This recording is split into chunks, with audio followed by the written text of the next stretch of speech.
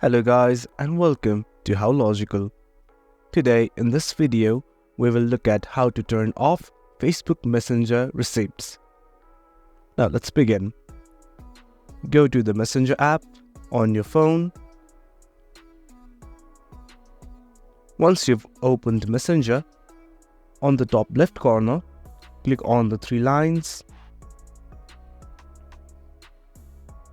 A sidebar will open, and in the sidebar, click on the settings next to the profile. Scroll down to privacy and safety. And in the What People See tab, you will see something like Read Receipts. Click on it.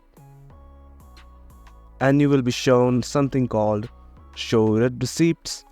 Just turn it off. And that's how you turn off Facebook Messenger Read Receipts.